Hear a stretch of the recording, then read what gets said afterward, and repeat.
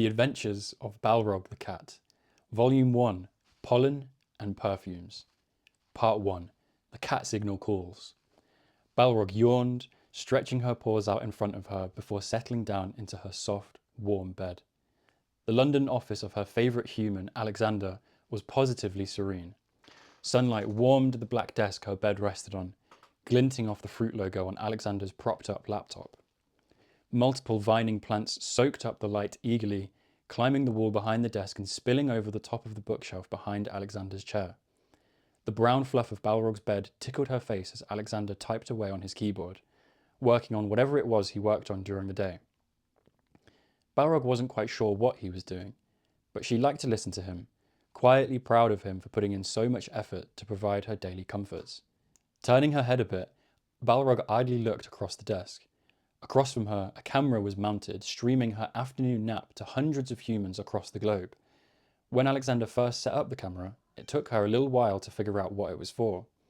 At first, she thought he'd started talking to himself, but much to her surprise, she discovered there were actually other humans listening somewhere. They were also working on mysterious things. Things, she assumed, that were also to keep her warm and fed and catered to, considering how much interest these humans had in watching her nap. It was strange, but humans rarely ever made sense. Balrog closed her eyes, letting herself relax down into her bed with a content sigh. Yes, it was a peaceful day, perfect for catching up on some much-deserved rest. Beep, beep, beep, beep, beep, beep. A series of short, sharp chirps abruptly cut through the quiet office. Balrog's ear twitched. Ugh, the cat signal? Really? Now? Mourning her comfy desk nap, Balrog pushed her torso up with her front paws in a slow stretch, then stood the rest of the way. Her movement caught Alexander's eye, and as she stepped over the edge of her fluffy brown cat bed, he reached over to scratch her neck, right where her ears met her head. Oh, that felt great. Maybe the emergency could wait for just a few more minutes? But alas, the cat signal chirped again. The scritches were immaculate, but duty called. Balrog reluctantly turned from Alexander, taking a few steps to the edge of the desk and hopping down. She wandered out into the hallway and, after a quick check to make sure neither of her humans were watching, pressed down on the hidden switch near the baseboards. The floor opened beneath her, dropping her feet first into her base of operations, the hide. The floor, now ceiling, snapped shut above Balrog as she fell into the entry hall, landing gracefully on her feet. A stone walkway stretched toward the main room in front of her, lined on either side with illuminated glass cases. Each case held a trophy from a past battle. Balrog squared her shoulders as she padded down the hall, her gaze lingering on some of her proudest accomplishments. A large, mutant daffodil bulb, the paw of a mechanical lion suit covered in dandelion fuzz, and a silver dollar that was heads on both sides, one side scratched and disfigured. Well, that last one wasn't actually Balrog's trophy, but finders keepers. She paused as she reached the last trophy case in line, a recent favourite of hers. Inside the case was a disabled listening device tangled in coconut fibres. Foxglove, that sneaky leafy fox, thought she was clever when she tried to hide it in one of Alexander's plants to learn Balrog's weaknesses. Well, Balrog sure showed her. After rendering the device useless, Balrog used it to track Foxglove down and thwart her latest attempt to take over London before it could truly take root. Foxglove managed to get away, but Balrog knew it was only a matter of time before she came out of hiding. The cat signal chirped again, and Balrog turned away from the glass case, striding into the hide's vast main room. The hide was an impressive feat of architecture, a feline command centre nestled discreetly in the dead space between apartments. The main floor was carpeted, giving Balrog a nice, soft pad for her feet as she moved. On the left-hand side of the room, the carpet gave way to harder wood floor, essential for the laid-out training mats and the tactical scratching posts mounted there. To the right of the main space, a rounded stone platform was slightly raised, forming a vehicle bay. There was only one vehicle there at the time, spotlit with pride, the Catsicle. The Catsicle was a miniature, highly modified, three-wheeled moped. It had gas and brake pedals on the floor to make up for Balrog's tragic lack of thumbs, and a small cavity beneath the seat to create extra storage space. It was also able to go far, far faster than necessarily legal for a vehicle so small, one of Balrog's favourite features. Continuing forward through the hide, Balrog approached the back centre of the room, where the crown jewel of the hide was perched on top of a curved wooden desk. As she settled on the black, plush cushion nestled in front of the desk, the mighty catputer came to life, lighting up in greeting. Impressiveness of the hide aside, the catputer was a marvel of modern technology itself. It had more computing power than most top-of-the-line human computers and was designed entirely for a cat's use. It had built-in meow-to-speech and ear-flick tracking software for the mouse pointer. It was also fully touchscreen, the large screen itself able to withstand Balrog's claws without a single scratch. It took up a third of the back wall, and it was Balrog's greatest tool in monitoring London's safety and communicating with her dispatcher. In the centre of the screen, the red silhouette of a cat's head pulsed in time with the cat signal's chirping, outlined in orange as if the symbol itself was smouldering. "Right then, Octo," Balrog said, pressing her paw to the screen. "What have you got for me?" The cat signal silenced, the pulsing icon melting away. In its place, the screen filled with the face of Balrog's reliable dispatcher, Octo. He was floating in his aquarium tank, more waterproof screens blinking with lights and information behind him. One front tentacle was curled close to his body, while the other stretched off-screen, the edges of his suckers flexing as he moved something Balrog couldn't see. The normally purple octopus was turning blue around the funnels on either side of his head, eyes squinted slightly at the screen. "A good afternoon would be polite," Octo griped. Despite the complaint, he continued. "A few minutes ago, a silent alarm was tripped in Belgravia. The location is a perfumery called Fior Eterno, an Italian-owned store located in the heart of the district's busy luxury shopping area. The wealthy neighbourhoods and high-end hotels nearby attract a lot of international business, and Fiore Eterno in particular is known for their exceptional service and wide variety of scents from around the globe." "I'll be sure to recommend them to my humans," Balrog replied dryly. "But you wouldn't use the cat signal for a run-of-the-mill robbery. What tripped the alarm?" Moments before Fior Eterno's alarm was triggered, their cameras were suddenly disabled, along with all the other security cameras on the street. However, a traffic camera on the adjoining side street caught a brief visual that put the Protector's network on alert. Octo's image shrank and slid to the left, making room for a video to appear on Balrog's screen.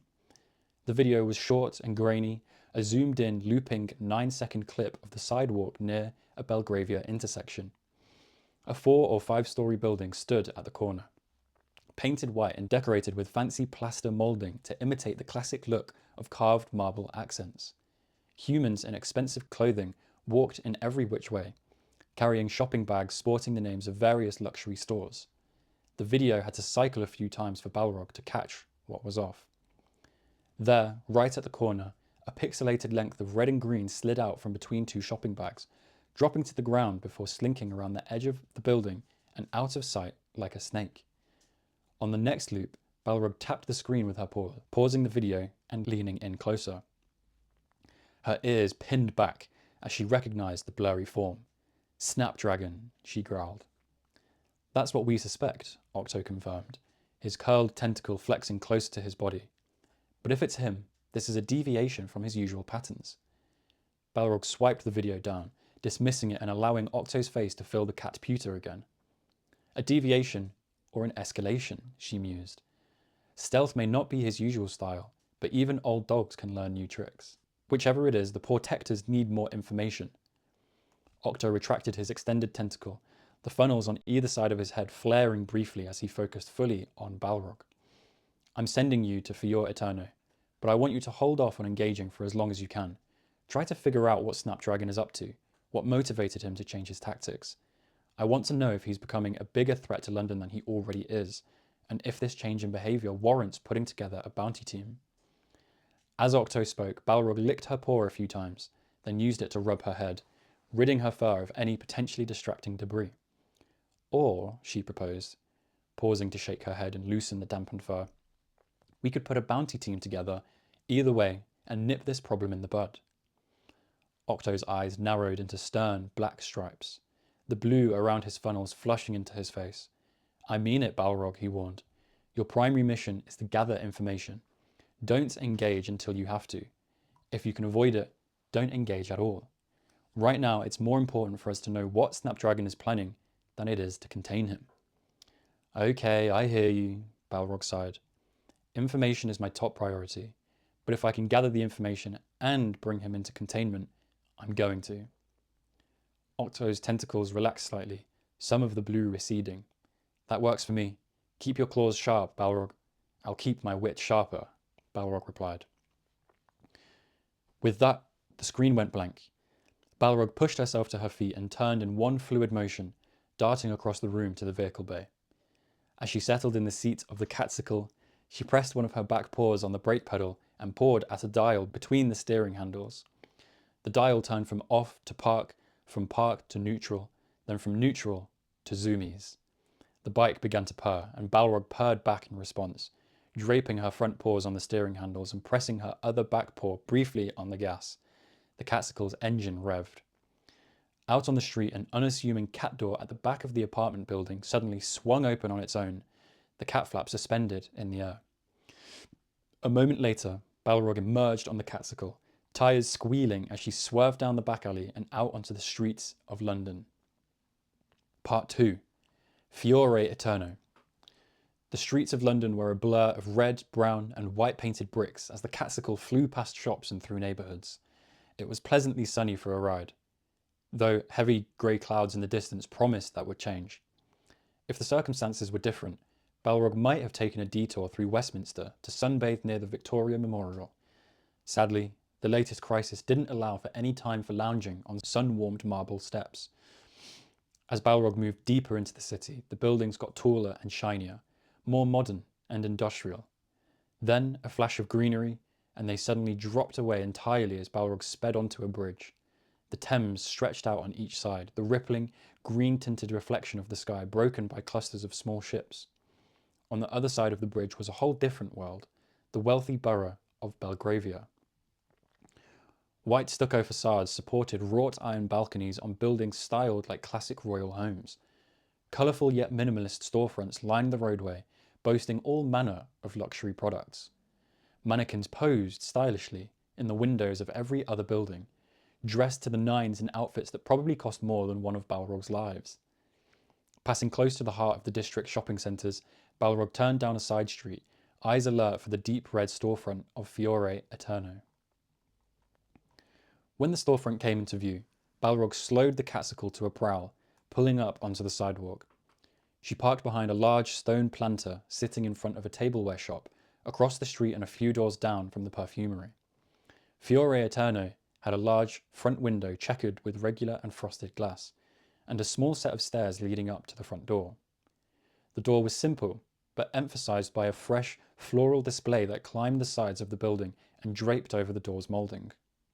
Large, beautiful blooms of all types, colours and shapes were woven into an arrangement to create the illusion of a magical tree. The base of the arrangement, however, caused Balrog to hesitate as she hopped off the catcicle to cross the street.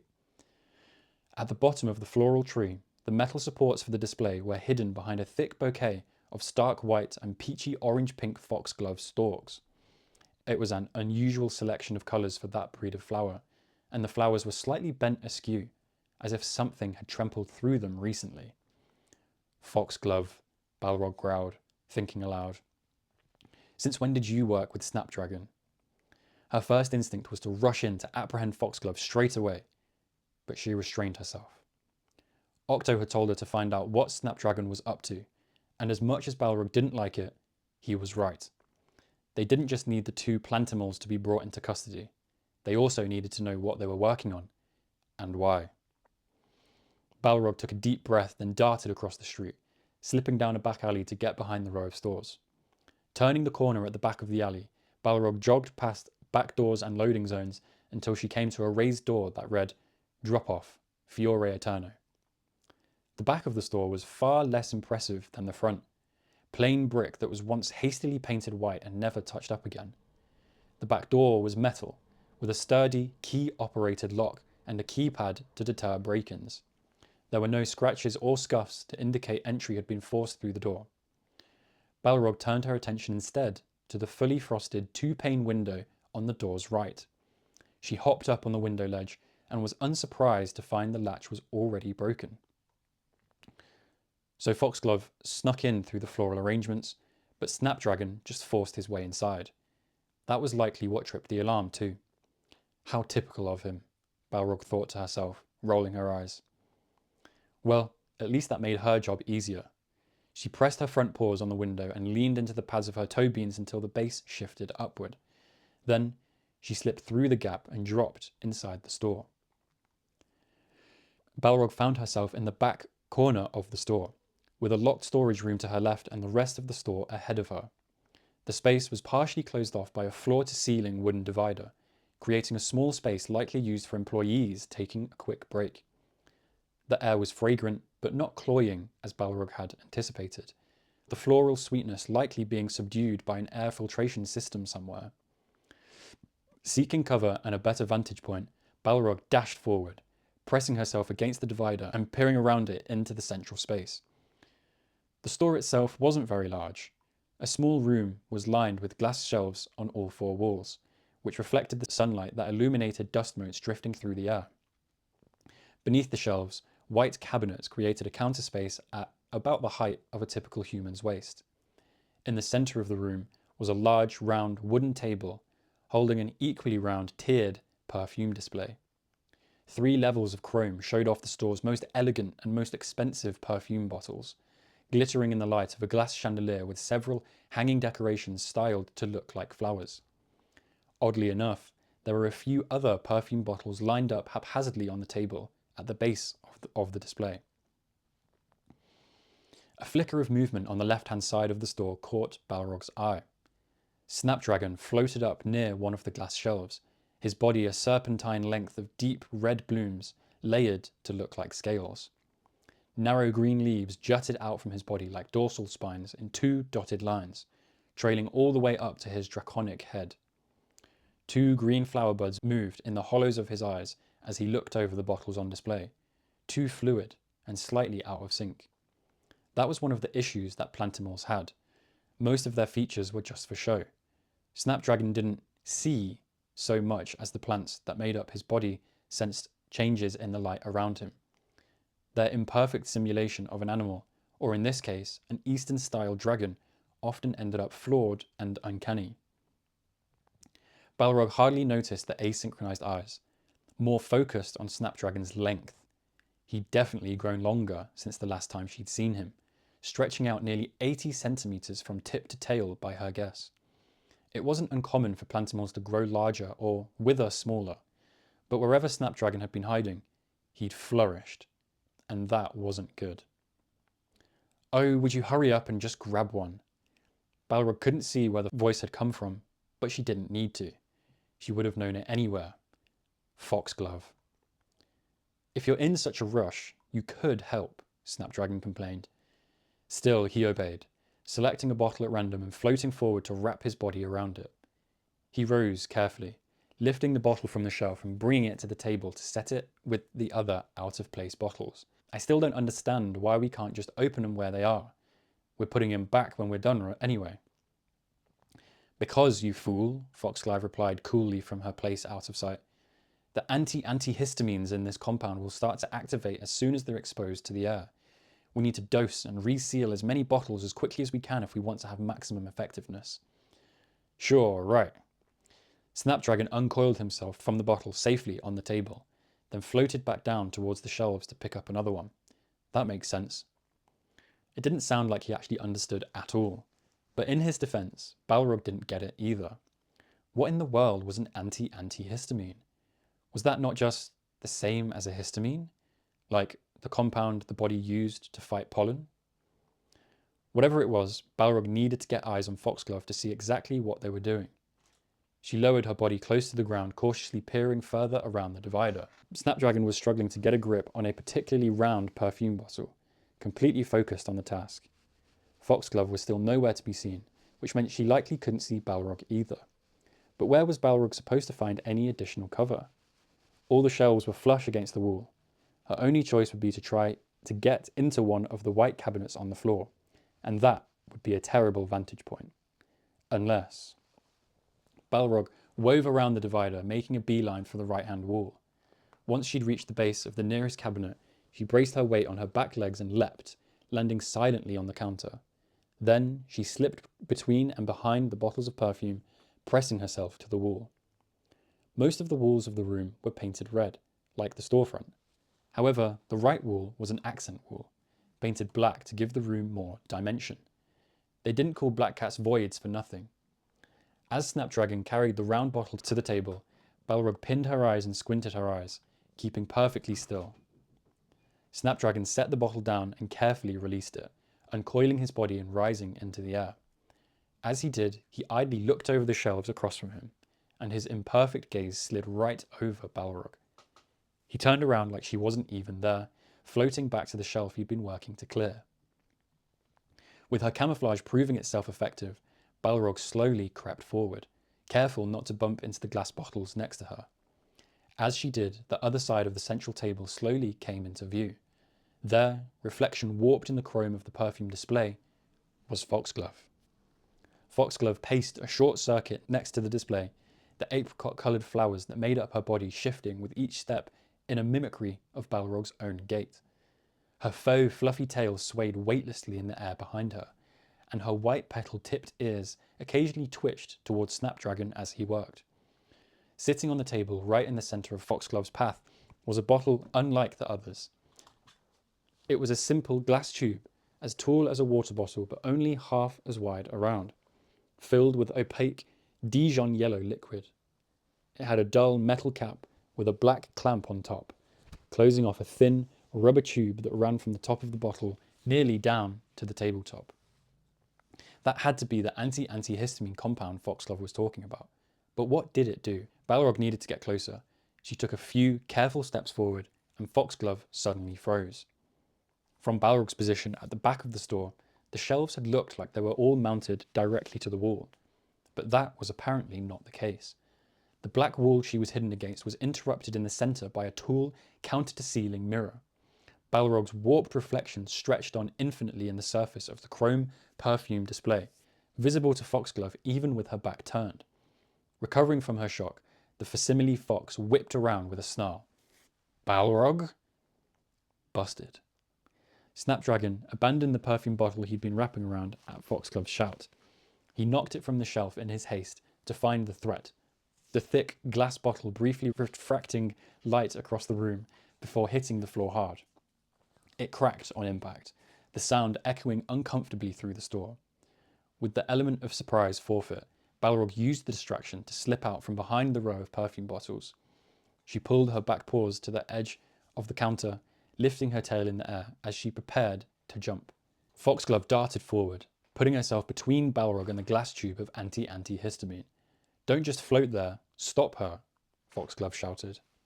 Snapdragon jerked into motion like a fishing line suddenly pulled taut. He roared as he darted through the air, heading right for Balrog's perch. Just before he could intercept her, Balrog jumped, sailing through the air and landing on the table as Snapdragon crashed into the counter where she'd just been standing. The floral dragon twisted around, throwing himself across the store in her wake. The table shook as he dropped directly into Balrog's path, sliding briefly on the polished surface before finding his footing. "Not today, pussycat," he snarled, a threatening wisp of yellow dust curling around his mouth as he gathered his pollen breath. He opened his jaws wide, then fired. Balrog leapt, barely managing to dodge the stream of allergens at such close range. She landed squarely on Snapdragon's head, snapping his mouth shut and using him as a springboard to leap into the second tier of the perfume display. "I thought the line was, 'What's new?'" she quipped, dashing around the curved fixture and using her body to knock bottles from their shelf. The heavy glass bottles fell on Snapdragon's body, crushing stems, starmen, and styles. Snapdragon tried to roar again, but it was cut off with a pollinated wheeze as a particularly large bottle fell on his snout and squished it shut. "You fool!" Foxglove screeched in fury. She turned to the tube of antihistamines and tucked it beneath her. As she did, the base of her torso opened, petals unfolding and roots untangling until she had just enough room to store the bottle in her empty body cavity. "Oh, no you don't." Balrog jumped down from the display and on top of Foxglove, sinking her claws into the plants that made up the fox's back. She pressed her whole weight on her front paws as she landed, the glass tube clinking against the table as Foxglove was effectively pinned. Balrog's tail swished back and forth as she caught her breath, glaring down at her prey. "That's a neat new trick," she panted, "but you should have used it earlier. Before I hand you over for containment, I have some questions about these antihistamines. What are they, and what were you planning to do with them?" Foxglove chuckled dryly, the glass tube inside her clicking against the table with the movement. "And what makes you think I would tell you that?" In response, Balrog just tilted her head, then lowered it, biting into the flowers of Foxglove's ear and pulling. Plant fibers immediately started to tear, sharp kitten teeth slicing through them like scissors through rubber bands. "Ah, all right, Foxglove snarled. Antihistamines are exactly what they sound like, you simpleton. They neutralize antihistamines, the substance humans take for pollen allergies. The compound I've created, derived from Snapdragon's pollen breath, will not only worsen existing allergies in humans, but give them new allergies they didn't even have before. Pollen, dust, dandruff, the world will become a minefield of sniffles and sneezes. Allergies will no longer be seasonal, and with the humans of London weakened, I will finally be able to take over and rule." Balrog growled, leaning closer to press her weight harder into Foxglove's back. "You monster. So how does perfume factor into this scheme? Why target Fiore Eterno?" Foxglove grinned, all too eager to explain now that she'd gotten started. "The compound works best when it's aerosolized. Humans are constantly spraying themselves with pungent perfumes and odorous oils that stick to their clothes and skin. Fiore Eterno is one of the most popular luxury perfumeries in London and sees hundreds of wealthy international customers a year. This store will not only help the antihistamine compound spread over London, but also over the greater UK and eventually the world." "So, you have greater aspirations than just London now?" Balrog's left ear flicked twice in exasperated frustration. "Even the UK isn't enough for you? Now you need the whole globe? This is madness, Foxglove. Surely even you can see that." "Maybe it is," Foxglove conceded. "Maybe I'm mad, but it will take more than a pretty pet kitty to stop me." Balrog suddenly found herself airborne, Snapdragon barreling into her side and knocking her off of Foxglove. Her claws, still buried in Foxglove's back, ripped away flowers as she fell from the table. Foxglove yowled, and the tube of antihistamines fell from the hole in her side before she could pull the marred stems back together. It joined Balrog on the floor with a clatter, the glass bottle thankfully intact. Balrog pulled herself up and rushed forward, standing over the compound defensively. Snapdragon, still flat in some places, raised himself into the air. His body swayed clumsily behind him like an old kinkled hose, yellow powder leaking from between his teeth as he prepared a gust of pollen breath. Before he could fire though, Foxglove's paw snapped out and smacked the side of his face, leaving a fresh dent in the still repairing flowers. "Just leave it, you clumsy oaf," she hissed. "Our plan's been ruined anyway. There's no way the humans that run this store won't notice the mess and investigate. I can make more of the compound later. You, just get us out of here." Snapdragon growled, glaring at Foxglove for a moment, but obediently moved. He wrapped himself around Foxglove's torn body, floating them both off the table. Balrog tensed, ready to give chase, but chasing after them would mean leaving the compound alone. Foxglove could try to retrieve it, or worse, an unsuspecting human could expose themselves to it. Forced to stay where she was, Balrog called after them as they darted across the store. "Count yourself lucky today, weeds. I'll have you next time." With that, Balrog watched helplessly as Snapdragon forced the front door open, disappearing with Foxglove into the growing cloudy sky. Part 3. A gloomy return. The drive back to the hide felt appropriately gloomy. Heavy grey clouds had finished gathering over London, the air becoming humid with the looming threat of rain. Balrog guided the catsicle through the streets at a pace that felt practically sedated, the confiscated tube of antihistamines rattling between her legs on the vehicle's floor. As she navigated home, she couldn't help but brood. She'd almost had her. She'd almost had Foxglove, that horrible plant. If only Balrog had taken the time to make sure Snapdragon was restrained, or if she'd held on to Foxglove a little bit harder, or hadn't stepped in front of that mirror. If only she'd paid closer attention. Well, Balrog's hindsight wouldn't change the outcome. What was it that Alexander was always telling his chat? Something about looking toward the future you want to build? Right. Dwelling on what-ifs and kicking herself wasn't productive. She needed to recenter and focus on what came next to build the future she wanted, a future where the world was no longer threatened by plantimals. As Balrog reached the apartment building, the cat flap to the hide swung open. She drove the catsicle in and up the ramp, slowing to a standstill and parking in the vehicle bay. She hopped off the moped, then carefully poured the antihistamine down onto the carpet, resting it on its side so she could roll the tube across the room. She pushed the yellow compound toward the cat pewter, using her nose and front paws to leverage it up onto her cushioned seat. Then she stepped forward and sat down next to it, tapping the cat pewter's screen with a sigh. The screen lit up with Octo's purple face, the octopus turning away from something in his aquatic office Balrog couldn't see to focus on her. "Balrog, welcome back," he said. "What do you have to report?" "A lot," Balrog sighed. "You make me nervous when you say that. Go ahead then. What happened?" Balrog's tail swayed back and forth with her as she began her report. Well, to start, Snapdragon was at Fiore Eterno, but he wasn't alone. Apparently, he started to work for Foxglove. Octo's face flushed blue around his eyes and funnels in alarm. "Foxglove?" "Affirmative," Balrog nodded. "And whatever Foxglove has been feeding him, it's been nutritious. He'd grown since the last time I saw him, a good 20 centimeters at least. Foxglove has somehow convinced him not just to be her muscle, but also the main ingredient in her latest chemical concoction." She stood up then and braced her paws on the base of the antihistamine tube, using the uneven surface of her cushion to tip the glass bottle upright and into view. Octo leaned close to his screen, eyes narrowing. "What is that?"